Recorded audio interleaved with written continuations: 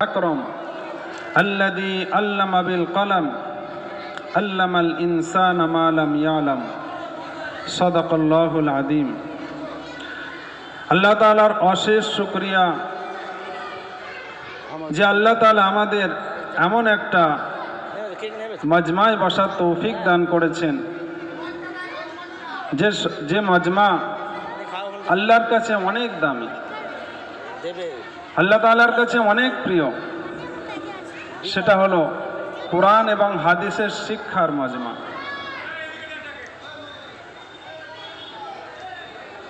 নবী পাক সাল্লাল্লাহু আলাইহি ওয়াসাল্লাম, যিনি আমাদের শেষ নবী, রহমাতুল লিল আলামিন, সাইয়্যিদুল আউয়ালিন সাইয়্যিদুল আখিরিন, ইহকাল পরকালের সর্দার জনাবে মুস্তাফা মুহাম্মদ সাল্লাল্লাহু আলাইহি সাল্লাম মক্কার জমিনে এসেছিলেন এমন অবস্থায় যখন আরবের মানুষ ছিল না।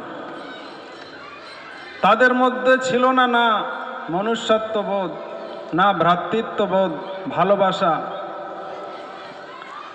না তাদের মধ্যে ছিল মায়া, মমতা, বিবেকবোধ। তো আল্লাহ নবী সাল্লাল্লাহু আলাইহি সাল্লামকে এই রকম একটা সমাজে পাঠানো হয়েছিল যারা কিনা সবচেয়ে আল্লাহকে ভুলে গিয়ে আল্লাহর সৃষ্টিকে বা নিজের হাতে সৃষ্টি করা মূর্তিকে পূজা করত।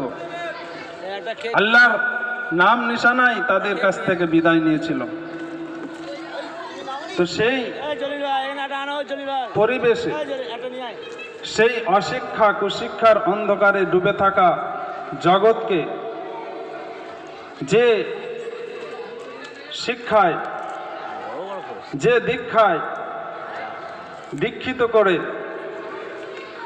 সমাজের সবচেয়ে উৎকৃষ্ট জাতিতে পরিণত করেছিলেন, পৃথিবীর ইতিহাসে যার বর্ণনা, যার সমতুল্য আজ পর্যন্ত কেউ হতে পারেনি, আর হবেও না। তো যে ক্ষমতা বলে তারা হয়েছিল সেটা হলো আল কোরআন। নবী পাক সাল্লাল্লাহু আলাইহি সাল্লামের উপরে একটা আসমানি কিতাব বা আল্লাহ তাআলার প্রদত্ত একটা কিতাব নাজিল করেছিলেন আল্লাহ তাআলা, যার নাম হলো আল কোরআন।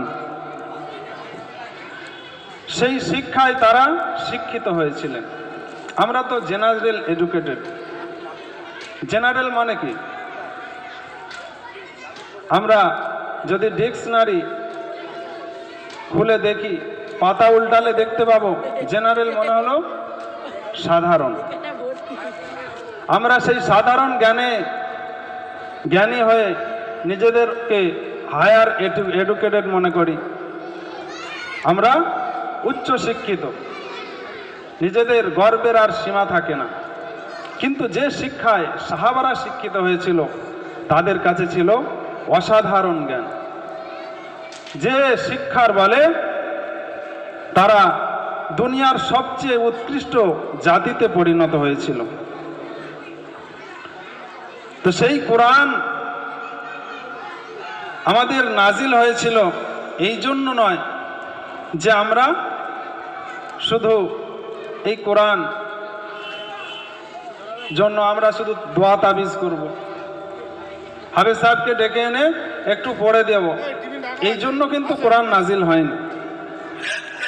আল্লাহ তাআলা বললেন, মা আনজালনা আলাইকাল কোরআন লিতাশকা, আমি কোরআনকে এই জন্য নাজিল করিনি যাতে তোমাদের জীবন সংকীর্ণ হয়ে যায়, তোমাদের জীবন প্রশস্ত হয়, তোমাদের মন উদারতা লাভ করে, যাতে তোমরা